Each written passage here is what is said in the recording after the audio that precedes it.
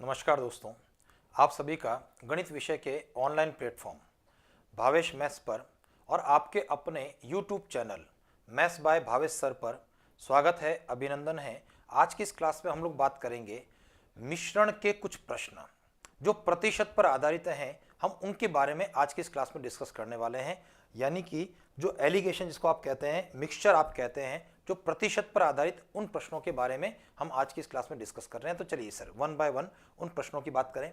सबसे पहले देखिए, यहां पर भी प्रश्न जो है दो प्रकार के आपके होने वाले हैं। दो प्रकार के प्रश्न इस रूप के अंदर कि एक प्रकार जिसके अंदर आपको स्पष्ट पता लगेगा कि वे मिश्रण है, जैसे दूध पानी का मिश्रण, अम्ल पानी का मिश्रण, वो बिल्कुल स्पष्ट पता लगेगा। और एक ऐसे प्रश्न जिसके अंदर आपको स्पष्ट रूप से पता नहीं लगेगा। ठीक है, तो मैं उसके बारे में बात कर रहा हूं। पहली शुरुआत वो कर रहे हैं कि जहां आपको सोचना पड़ेगा। देखिए किस प्रकार से, एक गांव की वर्तमान जनसंख्या 8000 है, प्रेजेंट पॉपुलेशन 8000। गांव में पुरुषों और महिलाओं की संख्या में 6% और 11% की वृद्धि हो तो गांव की जनसंख्या 8640 होगी। यानी एक पहेली के रूप में बात कर रहा है कि अगर पुरुषों की संख्या में 6% की और महिलाओं की संख्या में 11% की वृद्धि होने पर जनसंख्या 8640 होने की बात आपका प्रश्न कर रहा है। जैसे मैं अगर कहता हूं कि आप अपने छोटे भाई के साथ में पहले खेलते हैं और आप अपने छोटे भाई को क्या कह रहे हैं कि भाई आज के 8 साल बाद मेरी आयु 29 हो जाएगी। इसका मतलब वर्तमान में आपकी आयु कितनी है? वर्तमान में 21 वर्ष है। तो वो वर्तमान की ही बात आप कर रहे हैं। तो आपका प्रश्न कह रहा है गांव में पुरुषों की वर्तमान जनसंख्या कितनी होगी। वापस से ध्यान देना, 8000 कुल आयु है, 8000 कुल जनसंख्या है, ठीक है ना। और उस जनसंख्या के दो हिस्से महिला और पुरुष वर्ग। देखो अगर प्रश्न आपका कहता ना कि जनसंख्या 8000 है, जनसंख्या में 10% की वृद्धि, तो जनसंख्या एक इकाई मानी जा रही है। लेकिन जनसंख्या के अंदर भी उसके दो कंपोनेंट, उसके दो घटकों की बात की जा रही है। पुरुषों की संख्या, महिलाओं की संख्या, पुरुषों में 6%, महिलाओं में 11%, इस प्रकार से अलग अलग कंपोनेंट्स आपके माने जा रहे हैं। बात समझ रहे हो या नहीं समझ रहे? तो ये एक मिश्रण है, यहां जनसंख्या महिला और पुरुषों का मिश्रण हुआ। तो चलिए सर, इस प्रकार के प्रश्नों को हल करने के लिए मिश्रण के किस तरीके से हम बात करने वाले हैं। आप सबसे पहले देखें कि हमारे प्रश्न में दो हिस्से हैं, एक है पुरुषों का और दूसरा है महिलाओं का। पुरुषों की संख्या 6% और महिलाओं की संख्या 11% बढ़ने की बात होती है। क्लियर है? पुरुषों की संख्या 6%, महिलाओं की संख्या 11% बढ़ती है। अब देखिए, मैं अब भूल जाऊंगा पुरुषों को, मैं भूल जाऊंगा महिलाओं को, मैं याद रखूंगा केवल जनसंख्या को कि आज की तारीख में जनसंख्या 8000 है। अगर इस क्रम में, इस प्रतिशत के अंदर अगर वृद्धि होती है तो जनसंख्या 8640 होगी। इसका मतलब जनसंख्या कितनी बढ़ती है, कितना प्रतिशत बढ़ती है, मैं ओवरऑल उसकी ग्रोथ की बात आपसे करने वाला हूं। ध्यान दीजिए क्या करने वाला हूं मैं, कि भाई अभी वर्तमान जनसंख्या 8000 है, अगर ऐसे प्रतिशत में बढ़ेगी तो जनसंख्या बढ़कर के 8640 होगी। तो मैं यहां पर ग्रोथ की बात करूंगा कि जनसंख्या की वृद्धि कितनी है, वृद्धि का प्रतिशत कितना है। जनसंख्या की वृद्धि 640 जनसंख्या बढ़ी, ठीक है। किस पर बढ़ी? ये बढ़ी 8000 पर, और गुणा किससे करेंगे? गुणा हम 100 पर करेंगे, प्रतिशत में कन्वर्ट करने वाले हैं। भाई वृद्धि 8000 से 8640 में 640 की वृद्धि हमेशा छोटे मान 8000 पर गुणा 100 करने पर, देखिए कैलकुलेशन 1 2 3 0, अंश के 1 2 3 0 से कट गया, 8 का पहाड़ा 64 में 8 बार। तो ये जो 8% बनकर के आ रहा है उसको मुझे यहाँ बीच में लिखना है। और ये आपके दिमाग में हमेशा आना चाहिए कि ये मिश्रण है, ये फिगर हमेशा बीच का फिगर रहेगा, 6 से छोटा नहीं हो सकता, 11 से यह फिगर बड़ा नहीं हो सकता। बात समझ में आ गई या नहीं आई? क्योंकि मिश्रण है सर। आप जैसे सर्दियों का टाइम है, आप स्नान कर रहे हैं, पानी गर्म कर रहे हैं, और पानी का जब मिश्रण करते हैं, गर्म पानी के अंदर ठंडा पानी मिलाते हैं, आपके पास एक बाल्टी के अंदर ठंडा पानी है 8 डिग्री टेम्परेचर का, दूसरी बाल्टी में आपके पास में गर्म पानी है उकलता हुआ, है ना, 70 डिग्री 75 डिग्री का। और जब आप उनको मिलाएंगे तो क्या टेम्परेचर 8 से कम होगा? नहीं होगा। क्या टेम्परेचर 75 से ज्यादा होगा? नहीं होगा, उसके बीच में कहीं होगा। तो ठीक ठीक वही बात है कि आप ओवरऑल जब देख रहे हैं जनसंख्या की वृद्धि की ग्रोथ 8%, ठीक है ना, तो वो उसके बीच में रहेगा। अब आपको करना क्या है, तिरछा घटाते हुए तिरछा लिख देना। 6 और 8 बड़े में से छोटा घटाएंगे, 2 यहां लिखाएंगे। 11 और 8, 11 में से 8 घटाएंगे, 3 यहां पर लिखेंगे। ये इनका अनुपात आ गया। समझ गए। 3 और 2 आपका अनुपात रहा। पुरुषों के लिए पुरुषों का अनुपात 3 हिस्सा, महिलाओं का अनुपात 2 हिस्सा, यानी जो उसके नीचे है वही उसका अनुपात है, उसका हिस्सा है। और ये अनुपात हमेशा वर्तमान मूल्य का है। और आपका जो प्रश्न है वो वर्तमान मूल्य के लिए ही, वर्तमान जनसंख्या के लिए हल किया जाना है। तो चलिए आपके प्रश्न का आंसर क्या रहा। वर्तमान जनसंख्या के लिए 8000 अभी जनसंख्या है। ये 8000 किसके बराबर है? 8000 में पुरुष भी है, महिलाएं भी है। 8000 में पुरुषों का अनुपात 3 भी है, महिलाओं का अनुपात 2 भी है, यानी 8000 अनुपातों के क्रम में 5 के बराबर है, 5 का भाग देना। और प्रश्न जब कहता है पुरुषों की संख्या, तो पुरुषों के लिए पुरुषों का अनुपात 3 से गुणा कर दें। और जब मैं इसको हल करता हूं, 5 के पहाड़े से 16 बार कटेगा, डबल जीरो, और 16 तिया 48, 4800, ये आपके प्रश्न का आंसर है। बात समझ में आ गई या नहीं आई? तो चलिए इसी प्रकार के पैटर्न के कुछ प्रश्नों के बारे में और डिस्कस मैं करना चाहता हूं आपके साथ में। तो आप जो है ना, इस प्रकार से आपको हल करना है। देखिए और समझने का प्रयास करें अगले प्रश्नों के साथ में। 10 गाय और 5 घोड़ों, है ना, 10 गायों और 5 घोड़ों का कुल मूल्य 50,000 रुपए है। 50,000 रुपीज यहाँ पर टोटल कॉस्टिंग की बात कर रहा है। यदि एक गाय और एक घोड़े के मूल्य में 10% और 20% की वृद्धि कर दी जाए, यानी गाय का मूल्य 10% आप बढ़ा रहे हैं, घोड़े का मूल्य 20% बढ़ा रहे हैं, तो इनका कुल मूल्य 56,500 रुपए होगा। एक घोड़े का वर्तमान मूल्य कितना है? तो देखिए 5 घोड़े हैं, 10 घोड़े हैं, 4 गाय हैं, 40 गाय हैं, कोई फर्क नहीं पड़ता है। आपका पैटर्न वही रहेगा जो अभी हम लोग डिस्कस कर रहे थे, क्योंकि यहां पर देखिए कुल मूल्य 50,000। ये 50,000 रुपए, ये जो मूल्य है ये गाय का नहीं है, घोड़े का नहीं है, ये गाय और घोड़ों का मिला करके है, तो मिश्रण की बात हो रही है। तो देखिए यहां पर 2 घटकों के अंदर एक रहा आपका गाय के बारे में बात करूंगा और एक घोड़े के बारे में बात करूंगा, गाय और घोड़ा। ठीक है, गाय का मूल्य प्रश्न कह रहा है 10% बढ़ाना, घोड़े का मूल्य कह रहा है 20% बढ़ाने की बात कर रहा है। अब देखिए मुझे न गाय से मतलब है न घोड़े से मतलब है, मुझे तो मतलब है 50,000 रुपया मूल्य था, और मूल्य अगर बढ़ेगा तो बढ़ करके 56,500 हो जाएगा। तो ध्यान दीजिए, वापस से गौर करना, 50,000 मूल्य है, बढ़ेगा और बढ़ करके 56,500 होगा। तो देखिए यहां स्थिति क्या बन रही है, 6,500 रुपये मूल्य बढ़ेगा। किस पर बढ़ेगा? 6,500 रुपया मूल्य 50,000 पर बढ़ेगा, है ना, मूल रकम पर छोटे वाले मान पर, गुणा 100। 2 जीरो से 2 जीरो ऐसा काट लेते हैं, 2 जीरो और कट जाएगा, और 5 का भाग जब 65 में दिया जाएगा तो 13 बार ये आपका कट जाएगा। ठीक है ना, तो 13%, ये बीच का आंकड़ा यहां पर लिख देना है, यानी ओवरऑल ग्रोथ क्या रही? 13% की रही। तो उम्मीद करता हूं दिमाग में चीज आई होगी। अब आपको क्या करना है? तिरछा घटाना है, बड़े में से छोटा घटाना है, जो भी बड़ा है उसमें से छोटा। 20 और 13 तिरछा घटाना है, बड़े में से छोटा 7, और ये 7 और 3 ये हमारा अनुपात हो गया गाय और घोड़े के मूल्य का। अब चलिए सर, मुझे देखना क्या है, 50,000 पर आपकी गणना करनी है मुझे, जो वर्तमान मूल्य पर गणना होगी 50,000 पर। 50,000 अनुपातों क्रम में देखा जाए तो 7 और 3 टोटल है, इस कारण से ये 10 के बराबर हो गया, 10 का भाग देना। और प्रश्न क्या कह रहा है? एक घोड़े का मूल्य कितना है, और घोड़े के लिए आपका अनुपात क्या बन रहा है सर? देखिए घोड़े के लिए अनुपात 3 है, इसलिए आप क्या करेंगे? 3 से गुणा करेंगे। तो ये हो गया सर 15,000, 5,000 का 3 से गुणा 15,000 रुपए। लेकिन ये आपके प्रश्न का उत्तर नहीं है ना, थोड़ा सा चेंज हुआ पिछले प्रश्न की तुलना में। ये चूंकि आपका प्रश्न 5 घोड़ों की बात कर रहा था, तो 15,000 रुपए ये 5 घोड़ों का मूल्य है, 5 घोड़ों का मूल्य है। तो इसलिए अपने प्रश्न का आंसर क्या हो गया सर? एक घोड़े का मूल्य कितना है? हमें एक घोड़े का मूल्य पूछा गया, तो आप क्या करने वाले हैं? इस 15,000 में 5 का भाग देने वाले हैं, और जब 15,000 में 5 का भाग देंगे तो कितना आएगा? 3,000 रुपए। ये आपके प्रश्न का उत्तर रहेगा। तो मैं उम्मीद करता हूं कि समझ में आ गया। पहला प्रश्न जनसंख्या के अंदर महिला पुरुषों की बात थी, यहां पर गाय घोड़ों की संख्या बदल गई, लेकिन परिणाम में कोई परिवर्तन नहीं हुआ। देखिए और क्या क्या स्थितियां बन सकती है इस प्रकार के प्रश्न में, हम उसके बारे में और आगे बढ़ते हैं, डिस्कस करते हैं। एक कुर्सी और एक टेबल का कुल मूल्य 12,000 है, इसमें 12,000 में कुर्सी भी है और टेबल भी शामिल है। प्रश्न कह रहा है कुर्सी के मूल्य में 5% कमी, देखिए इस बार कमी की बात कर रहा हूं, और टेबल के मूल्य में 15% की अगर वृद्धि होती है तो इनका मूल्य 13,200 होता है। कुर्सी का मूल्य कितना है? देखिए सर, आपका प्रश्न उसी प्रकार से उसी पैटर्न पर चलने वाला है। कुर्सी और टेबल की बात करता है ना, चेयर और टेबल, कुर्सी और टेबल। लेकिन अब यहां पर क्या बदलाव हुआ पिछले प्रश्न की तुलना में? कुर्सी के मूल्य में कमी हुई, और जब कमी हुई तो उसको माइनस में लिखना है। टेबल का मूल्य बढ़ता है, उसको प्लस में लिखना है। जो कमी है माइनस में और बढ़ता है जो प्लस में लिखना। अब चलिए मैं बात करना चाहूंगा ओवरऑल क्या है। कुर्सी का मूल्य 5% कम हुआ, उसको भूल जाओ। टेबल का मूल्य 15% बढ़ा, उसको भूल जाओ। ओवरऑल कुल मिलाकर के क्या हुआ?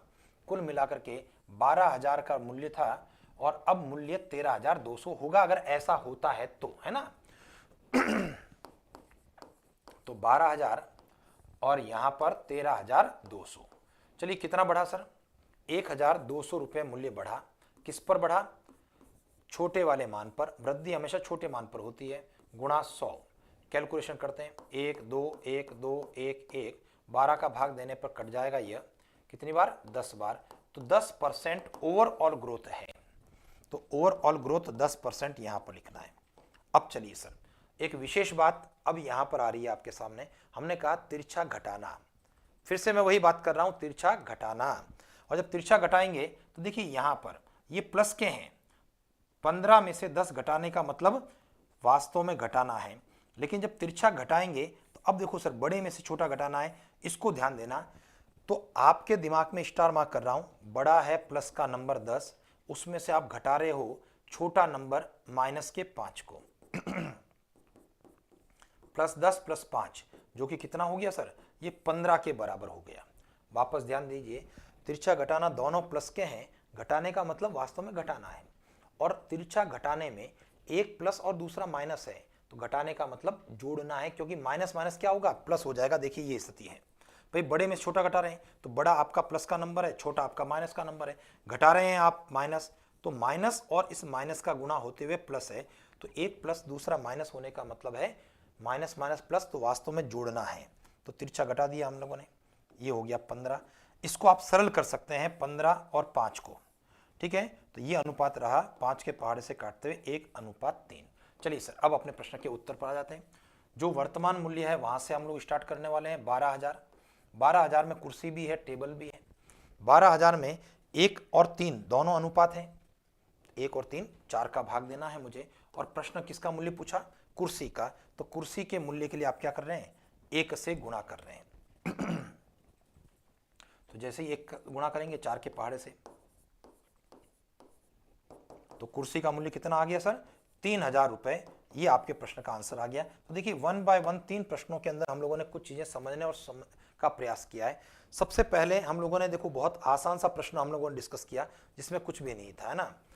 यहां पर सीधे केवल ग्रोथ को लेकर बीच में रखा, तिरछा घटाते हुए अनुपात ले लिया।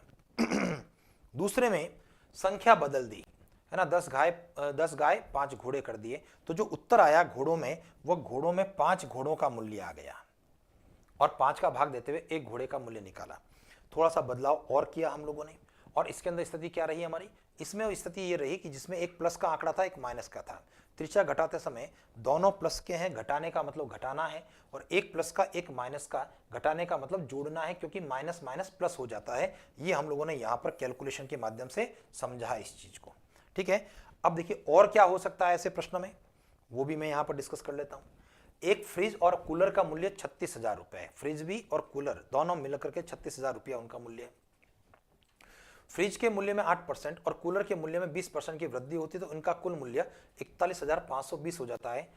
एक कूलर का मूल्य कितना है? अब आप कह रहे हो सर इसमें क्या है सर, है ना, न तो 5 कूलर हैं, है ना, न यहाँ पर मूल्य घटने की बात कर रहा है। आसान सी बात है, नो डाउट सर, 100% आसान है।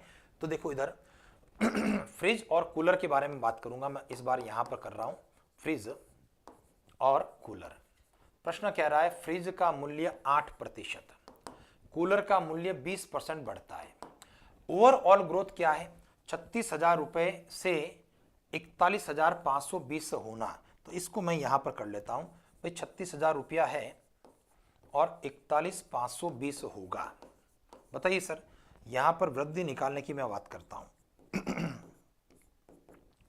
घटाने पर कितना? 5,520 रुपया मूल्य बढ़ता है, ठीक है ना। 36 और 5 41। किस पर बढ़ता है? 36,000 पर बढ़ता है।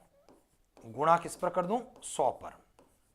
तो ये 2 जीरो से 2 जीरो कट गए, 1 जीरो ये कट गया। अब 36 का पहाड़ा, अगर 36 का आता है तो ठीक है, नहीं तो 12 या 36, 9 चौक 36 है, कोई भी दो पहाड़े से आप इसको काट सकते हैं सर, ठीक है ना। मैं यहाँ पर 9 के पहाड़े से काट लेता हूँ, 9 चौक 36, 9 के पहाड़े से 9 छंग 54, 9 छंग 54, देखो अब 9 से कटता ही नहीं है, खास बात तो ये है, यानी 36 का भाग। तो अब ये वापस थोड़ा सा इसको ध्यान देने की बात है कि भाई ये जो है 9 से तो नहीं कटा सर। अब देखो 12 के पहाड़े से देखते हैं, 12 या 36, 12 चौक 48, 7 बज गया, 12 छंग 72, यानी वृद्धि जो हो रही है वो यहाँ पर 46/3% के रूप में हो रही है। देखिए ये नई चीज जो मैंने कहा ना, क्या और हो सकता है, तो ये नई चीज ऐसी कि अभी तक के जो भाग थे वो पूरे पूरे चले गए, लेकिन इस बार जब मैंने इसको देखा तो पता लगा यार 9 से तो ये कट ही नहीं रहा है, ठीक है। लेकिन और छोटे छोटे पहाड़ों से देखा तो 12 के पहाड़े से जैसे कट रहा है, तो 12 या 36 कट गया, और 12 चौक 48, 7 पीछे रह गया, 12 छंग 72, 46/3%। तो मुझे इसको यहां लिखना है 46/3%। ठीक है। अब एक नई प्रकार की स्थिति बन गई आपके लिए। अब ध्यान दीजिए ना, इसको वापस मैनेज करना है। वापस मैनेज क्या करना है कि ये जो स्थिति है इसके अंदर मैं क्या करने वाला हूं, यहां से बटे वाला अंक 3 हटाना चाहता हूं, तो मैं यहां पर 3 से गुणा करना चाहता हूं। वापस ध्यान दीजिए क्या मैनेज करने की बात कर रहे हैं हम लोग, 3 से गुणा। तो वापस से ध्यान देना, फ्रिज और कूलर, ठीक है। जब मैं 3 से गुणा करूंगा, इसको सभी को करना है, तो 8 या 24, 3 से गुणा करूंगा 20 को तो 60, और 3 से गुणा करने पर 46। देखिए इससे क्या होगा, हमारे पास में बटे वाली स्थिति नहीं होगी। तो ये एक नई प्रकार की हमारी स्थिति थी, जिसके अंदर अगर भिन्न में आए तो उसको आपको वापस से मैनेज कर लेना है। इसको आप दशमलव में नहीं बदलें। तिरछा घटाने पर 22 हो जाएगा, 22 दूना 4 2 46, बिल्कुल ठीक है। तिरछा घटाने पर 46 और 60 का डिफरेंस 4 14 हो जाएगा। और जब मैं इसको देखता हूं, सरल करता हूं, 2 के पहाड़ से काटता हूं, तो 7 और 11 का हमारा अनुपात बन गया सर, ठीक है। यानी यहां पर नई चीज केवल ये थी कि इस बार बटे की संख्या में हर का अंक 3 कैसे हटाएं, 3 से गुणा सभी को कर दें। तो चलिए अब अपने प्रश्न के आंसर के ऊपर आ जाता हूं। जो वर्तमान मूल्य की बात कर रहा है, 36,000 के ऊपर हमारी कैलकुलेशन होने वाली है। 36,000 अनुपातों में 11 और 7 18 के बराबर है। और प्रश्न कहता है कूलर का मूल्य, तो कूलर के लिए मुझे 11 से गुणा करना है। चलिए 18 का पहाड़ा, 18 दूना 36, 3 0, और 11 दूना 22,000। तो ये आपका जो है कूलर का मूल्य हो गया 22,000 रुपए। कहीं कोई कंफ्यूजन नहीं होना चाहिए, ठीक है। तो ये अपने मिश्रण के अंदर पहले प्रकार के प्रश्न रहे, और यहाँ कैसी कैसी स्थितियां बन सकती थी वो सारी मैंने आपके साथ में डिस्कस कर ली। सीधा हो सकता था, संख्याएं 4 5 10 दी जा सकती थी, आपका प्लस का और माइनस का कॉम्बिनेशन हो सकता था। तो घटाते समय ध्यान रखना, दोनों प्लस के हैं, घटाने पर घटाना है, और एक प्लस का एक माइनस का है, घटाने पर जोड़ना है, क्योंकि माइनस में प्लस होता है।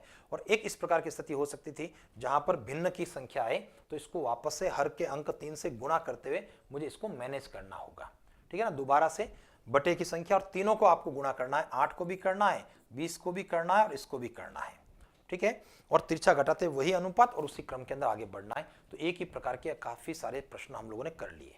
अब चलिए मिश्रण के अंदर मैं उन प्रश्नों की बात करता हूं जिसके अंदर आपको मिश्रण स्पष्ट रूप से नजर आ रहा है।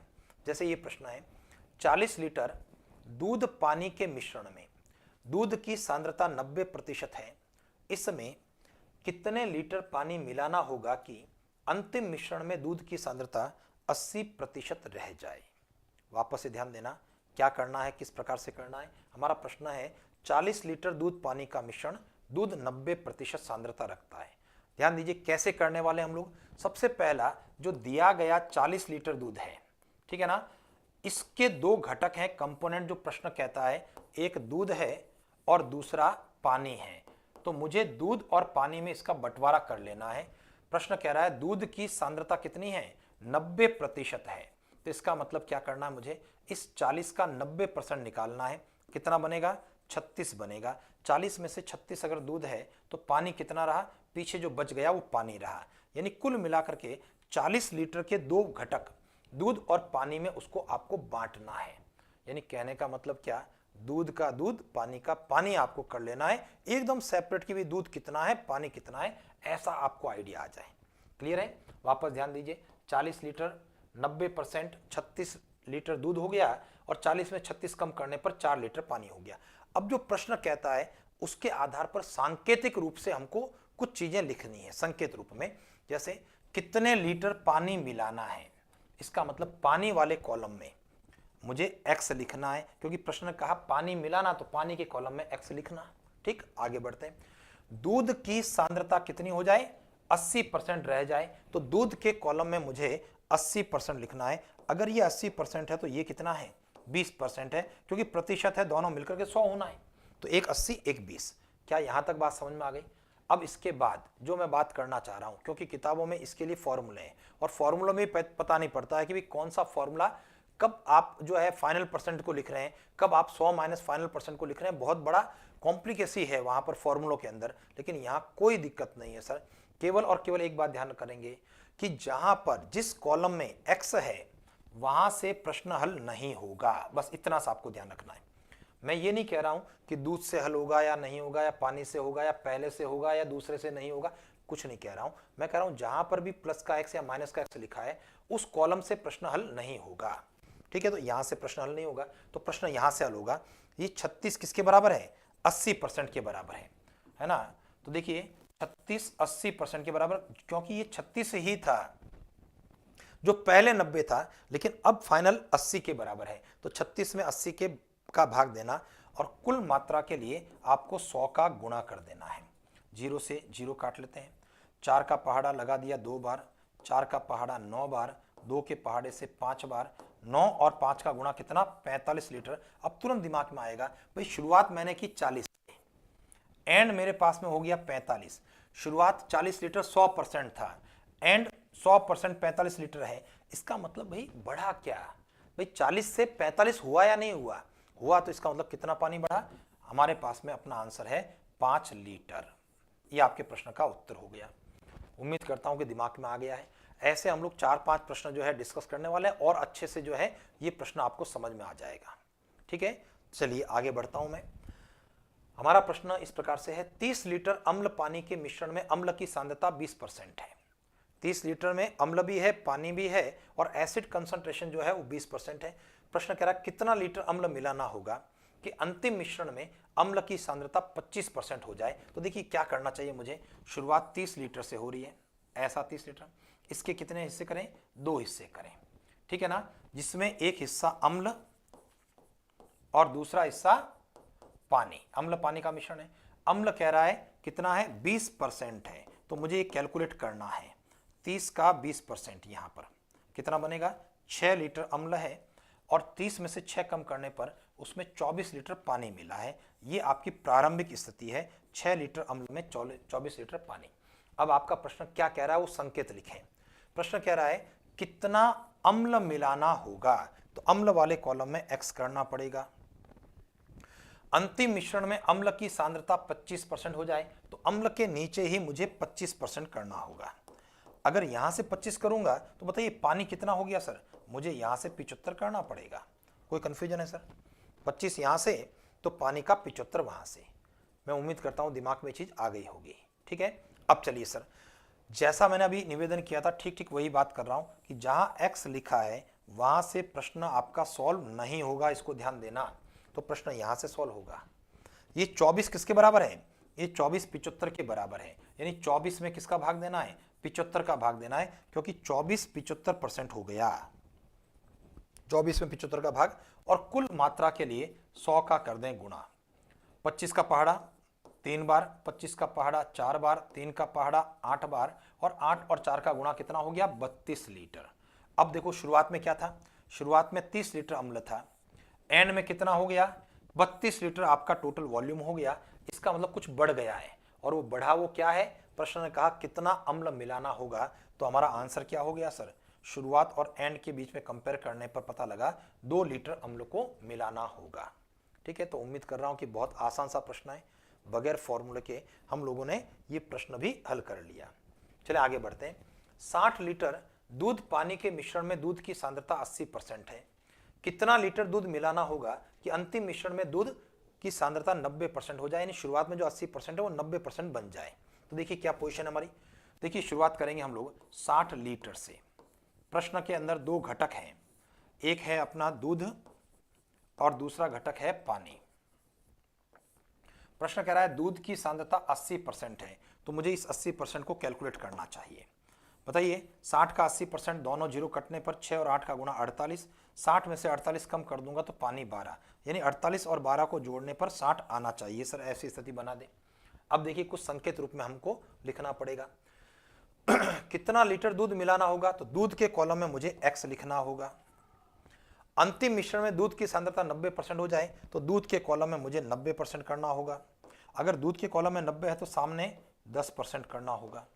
जिस कॉलम में x लिखा गया, देखो यहां पर उस कॉलम से प्रश्न हल नहीं होता है, प्रश्न हमारा दूसरे कॉलम से सॉल्व होगा। और मुझे बताइए यहां पर 12 किसके बराबर है, 12 हमारा 10% के बराबर है, तो 12 में मुझे क्या करना होगा, 10 का भाग, टोटल वॉल्यूम के लिए 100 का गुणा, 0 से 0 कट गया तो 12 का 10 से गुणा कितना हो गया, 120 लीटर। कोई कंफ्यूजन है सर? अब देखिए शुरुआत में 60 था, एंड में 120 हो गया, इसका मतलब हमारे प्रश्न का आंसर क्या हुआ सर, 60 लीटर मिलाना होगा। भाई 60 को 120 में कैसे कन्वर्ट करोगे, जब 60 में 60 मिलाओगे तो 120 होगा, तो 60 लीटर आपके प्रश्न का आंसर हो गया, है ना। बहुत आसान से प्रश्न है, वापस से ध्यान देना। 15 किलोग्राम शक्कर के घोल में शक्कर की सांद्रता 20% है, शक्कर का घोल यानी शक्कर की चाशनी, और जब शक्कर का घोल है यानी पानी के साथ में घोल है शक्कर का, ठीक है। शक्कर की सांद्रता 20% है कंसंट्रेशन।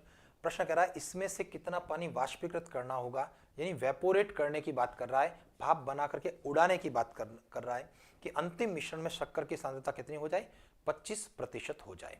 तो देखिए क्या पोजीशन हमारी है, 15 किलोग्राम बाय वेट है यहां पर, ठीक है। इसके दो हिस्से हैं हमारे, एक है शक्कर और दूसरा है पानी, क्लियर है। अब चलिए शक्कर की सांद्रता प्रश्न ने कहा 20% है, तो मुझे इसको कैलकुलेट करना पड़ेगा, 15 का 20%, 20% का मतलब क्या है, 5 का भाग है, और नहीं तो 15 और 20 का गुणा 300 में 100 का भाग दे देना, या 5 का भाग देते हुए शक्कर 3 और पानी 12 किलो। समझ गए बात को, ये आपकी प्रारंभिक स्थिति है। प्रश्न कह रहा है कितना पानी वाष्पीकृत करना होगा, पानी भाप बना करके उड़ाने की बात कर रहे हैं, तो माइनस का x पानी हट गया। अंतिम मिश्रण में शक्कर 25% रहे, शक्कर यहां अगर 25% है तो यहां पर 75% पानी होगा।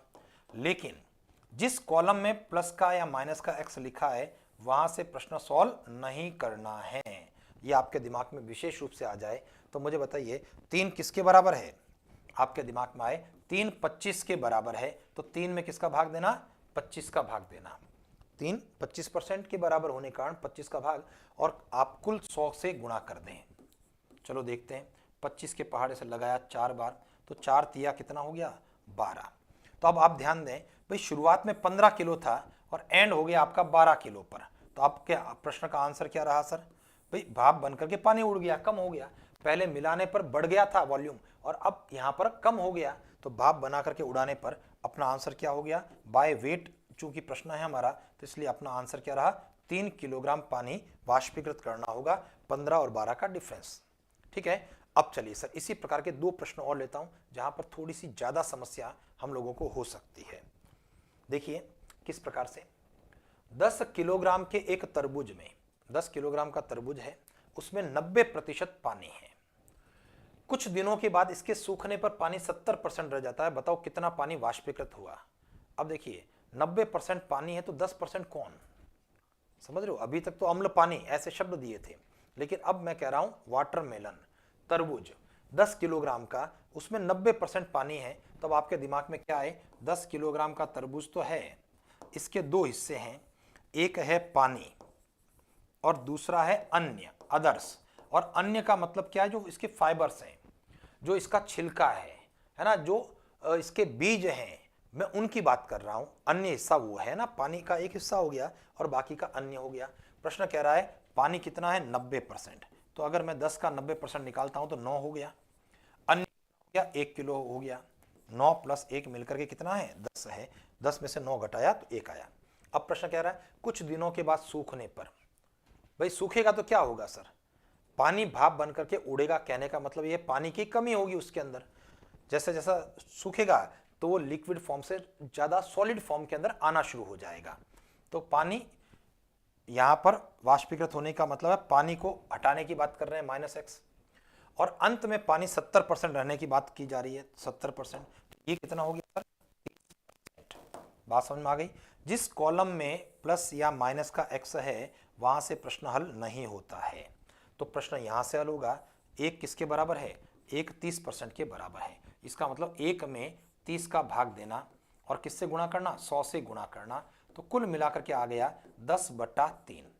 प्रश्न ने कहा पानी कितना उड़ेगा, तो इसका मतलब आप इसमें कंपेयर कर रहे हैं और अपने प्रश्न का आंसर क्या है? प्रारंभिक मात्रा 10 किलोग्राम माइनस 10/3 बराबर 3 लसप लेते हुए 30 माइनस 10, और आपका रिजल्ट क्या रहा सर? 20/3। इसका मतलब हुआ 6 सही 2/3 किलोग्राम। ये आपके प्रश्न का फाइनल आंसर हुआ। इतना पानी वाष्पीकृत होगा। तो उम्मीद कर रहा हूं सर आपके दिमाग में चीज आ गई है। ठीक है, यानी पानी का वाष्पीकरण, तरबूज में पानी का एक हिस्सा और दूसरा अन्य हिस्से उसके फाइबर्स के, छिलकों के, बीज के, है ना, वो वाली स्थिति हो रही है। और कुछ दिनों के बाद में पानी वाष्पीकृत होगा, बीज पड़े रहेंगे सर आपके। तो 1/30 के बराबर, 1/30 के बराबर होने पर 1/30 गुणा 100, 10/3। और प्रश्न ने कहा पानी कितना उड़ेगा। अगर आपका प्रश्न ये होता ना कि भाई 70% रह जाता है, बताओ अब तरबूज का भार कितना है, तो तरबूज का भार फिर 10/3 किलोग्राम है। देखिए यहां पर कहा पानी उड़ने की बात कर रहा है, तो 10 में से घटाएंगे पानी, पानी का मतलब जो कमी हो गई वो। और अगर प्रश्न आपका कहे कि तरबूज का भार अब कितना रहा, तो तरबूज का भार 10/3 है, 3 सही 1/3 किलो रहा। वापस देखें, देखिए अगला जो प्रश्न है बहुत प्यारा सा प्रश्न है। उम्मीद करता हूं कि आप इसको गंभीरता से समझेंगे। गीले फलों में पानी 90% है। गीला जो फल है उसमें पानी की मात्रा कितनी है? 90%। सूखे फलों में पानी 20% है। भाई ऐसा मान लिया जैसे अंगूर है ना, 90% पानी है और थोड़े दिनों के बाद सूख जाता है तो किशमिश बन जाती है। तो किशमिश भी है तो सेमी सॉलिड है ना, एकदम सॉलिड तो है नहीं, तो उसके अंदर पानी तो फिर भी है। जब आप किशमिश को तोड़ते हैं तो उसमें से चिपचिपा जो है ना, गोंद की तरह तो आपको नजर आता है, तो उसमें 20% पानी है। इस प्रकार की एक स्थिति की बात हम कर रहे हैं। सूखा गीला फल 90% पानी रखता है और सूखे फल में पानी 20% होता है। 100 किलोग्राम फलों से कितने किलोग्राम सूखे फल प्राप्त किए जा सकते हैं? तो अब आपका प्रश्न ये नहीं कह रहा है कि कितना पानी वाष्पीकृत हुआ, भाप बनकर के उड़ने की बात नहीं कर रहा है। अब आपका प्रश्न कह रहा है 100 किलोग्राम फल है, गीले फल हैं, तो उससे सूखे फल कितने बनेंगे? 100 किलोग्राम अंगूर हैं तो उससे किशमिश कितनी बनेगी? यानी पानी की वाष्पीकरण की बात आपका प्रश्न नहीं कर रहा है, बाकी प्रोसेस आपका वो का वो है। तो देखिए सर, यहां पर स्टार्ट करेंगे हम लोग 100 किलोग्राम से।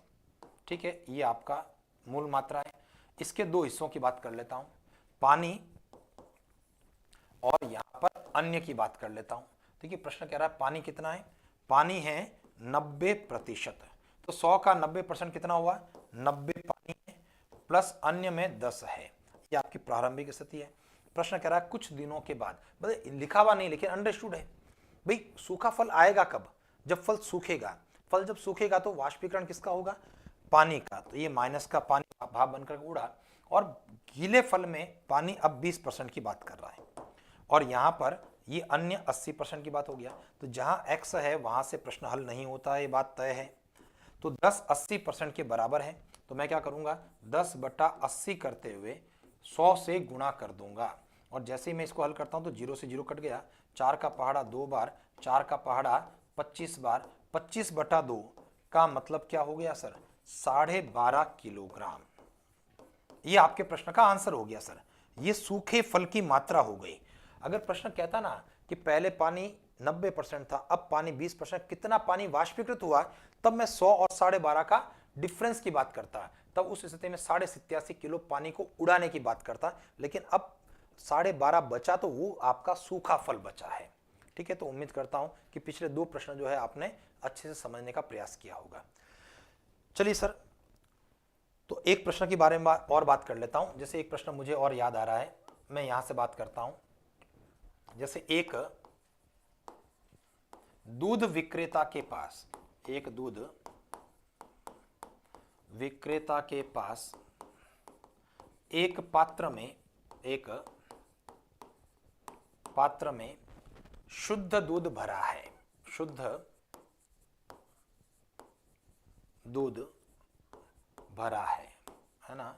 वह इसमें से वह इसमें से 10% निकाल कर, वह इसमें से 10% निकाल कर इसमें इतना ही पानी मिलाता है, इतना ही पानी मिला देता है। यदि वह इस प्रक्रिया को, यदि वह इस प्रक्रिया को 3 बार दोहराता है, इस प्रक्रिया को ऐसा करें कुल, है ना, जब कंफ्यूजन नहीं हो, को कुल 3 बार दोहराता है, तो बताओ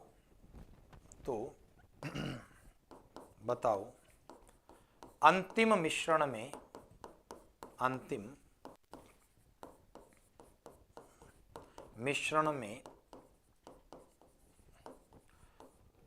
दूध की सांद्रता, अंतिम मिश्रण में दूध की सांद्रता कितनी होगी। चलिए सर देखते हैं इस प्रश्न के लिए क्या करने वाले हम लोग।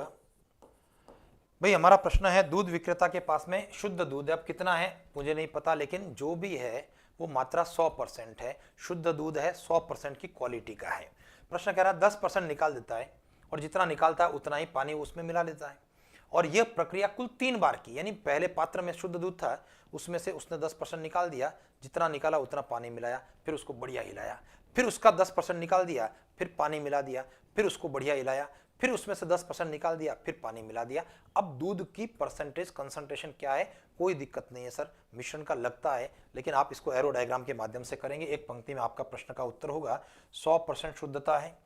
अब आप कह रहे हैं 10% निकाला, हम पहुंच गए सर 90 पर। देखो पहली गणना तो कोई कंफ्यूजन करने वाली नहीं है, सीधा हट जाएगा। आगे बढ़ते हैं, 10% और निकाला, अब 90 का 10% की बात करूंगा तो ये 9 की बात करेंगे, 90 का 10% 9 घटाने पर 81 हो गया। आगे तीसरा प्रयास और किया जा रहा है, फिर 10% रिप्लेसमेंट की बात कर रहा है, 81 का 10% और 10% का तो 10 का भाग है 8.1, और जब मैं इसमें से 8.1 करूंगा तो पीछे क्या रहा 72.9। यही मेरे प्रश्न का आंसर है कि फाइनली आपका दूध, उसके अंदर कंसंट्रेशन कितनी रही, 72.9% दूध की शुद्धता बनी रही, यानी केवल और केवल प्रतिशत का है। आप एरो डायग्राम बना दें और एरो डायग्राम के माध्यम से प्रश्न को हल कर दें। चलिए सर, तो मैं उम्मीद करता हूं कि आपके दिमाग में जो है कि ये सारा जो आज हम लोगों ने डिस्कस किया है ना, मिश्रण के प्रश्न जो प्रतिशत पर आधारित थे, ठीक है जी। अच्छा, इसके अंदर एक बात और ध्यान करना, अगर मान लिया आपका जो प्रश्न है यहाँ पर प्रतिशत के साथ में अगर वॉल्यूम की बात करें, मात्रा की बात करें, तब भी आप इसी प्रकार से आप उसको अप्लाई कर लेंगे। देखो एक, चलो ले लेता हूं मैं सवाल आपके लिए। जैसे मान लिया इस प्रकार से है, एक दूध विक्रेता के पास एक पात्र में 60 लीटर शुद्ध दूध है।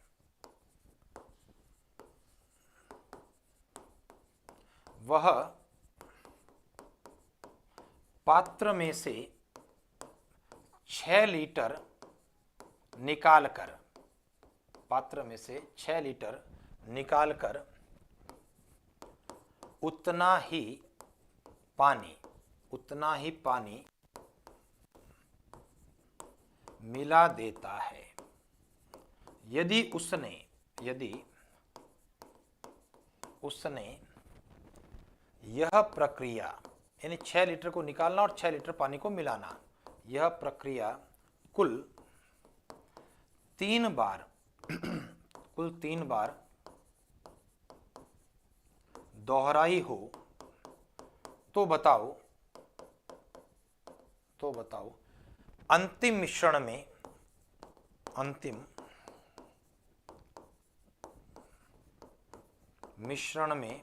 दूध कितना है। भाई अंतिम मिश्रण में दूध कितना का मतलब क्या हो रहा है, भाई दूध तो आपको दिखेगा पानी मिला हुआ, लेकिन उसमें वास्तव में दूध की मात्रा कितनी है, बाकी जो है पानी मिलता रहेगा। तो देखिए ये प्रश्न भी आपका एग्जैक्टली वही है। पिछले प्रश्न में हम लोगों ने क्या किया कि भाई दूध की सांद्रता की बात की, शुद्ध दूध का मतलब 100% क्वालिटी का दूध लेते हुए हम लोगों ने हल कर लिया। अब यहां पर कह रहा है 6 लीटर निकालना और उतना ही पानी को मिलाना। तो अब इसको 6 लीटर से मतलब नहीं है सर, फंस जाएंगे 6 लीटर में। तो हम तो यहाँ प्रतिशत की बात करेंगे। देखिए आप 6 लीटर निकाल रहे हैं, कितने में से रिप्लेस कर रहे हैं? 60 लीटर में से रिप्लेस कर रहे हैं, इसको आप ध्यान देना। तो सबसे पहली जो चीज होगी, यानी जो रिप्लेसमेंट है वो 6 लीटर का 60 लीटर के में से, तो प्रतिशत में इसको मुझे कन्वर्ट करना पड़ेगा, क्योंकि 6 लीटर में मामला नहीं चलेगा सर। यानी कहने का मतलब, अब भूल जाओ सर 6 लीटर, आप तो ये सोचो कि 10% निकालता है उतना ही पानी मिलाता है। वापस ध्यान देना, तो ये प्रश्न जो है पिछले प्रश्न में एग्जैक्टली कन्वर्ट हो गया है। वापस ध्यान देना, अगर प्रतिशत है तो ही प्रश्न होगा, मात्रा है तो प्रश्न हल नहीं होगा। कितनी मात्रा निकाली गई? 6 लीटर। कितने में से निकाली गई? 60 लीटर में से। तो कितना प्रतिशत निकाला गया? 10%। ये प्रतिशत में होगा तब आपका काम होगा। चलिए अब चूंकि मात्रा का प्रश्न है तो मैं मात्रा से शुरू करूंगा, 60 से शुरू करूंगा, ठीक है ना। 60 लीटर है तो वहां से शुरुआत करते हैं। देखिए अब 10% का रिप्लेसमेंट पहले हो रहा है, तो एक एक गणना करते रहें। 60 का 10% 6 हो गया, 60 में से 6 कम करने पर 54 हो गया। अगली कैलकुलेशन, फिर से 10% की बात करूंगा क्योंकि कुल 3 बार दोहराना है। 10% का मतलब 10 का भाग, और 10 का भाग देने पर क्या हो गया? 5.4, और मुझे इस 5.4 को घटाना है। तो जब मैं इसमें से घटाऊंगा तो ये 48.6 हो गया सर। कैलकुलेशन आप भी अपने स्तर पर देखें, 48 और 5 53 और एक 54, बिल्कुल ठीक है।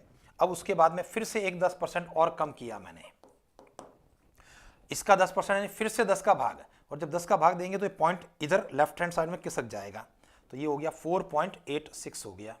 अब मुझे इस 4.86 को घटाना है, तो चलिए घटा रहा हूं मैं। 4 और 6 10, हासिल लगा 1, 9 और 7 16, हासिल 1 5 3 43। ठीक है, ये जो है यही आपके प्रश्न का आंसर हो गया कि भाई अपने अंतिम मिश्रण में 43.74 लीटर इतना दूध रहेगा। भाई दिखने में तो ढोल पूरा भरा हुआ दिखेगा, जो जरीकन है, बाल्टी है, जो पात्र है, उसमें 60 लीटर का लेवल ही दिखेगा, लेकिन 60 लीटर में उसने 2 बार 3 बार प्रयास करते हुए पानी मिला दिया।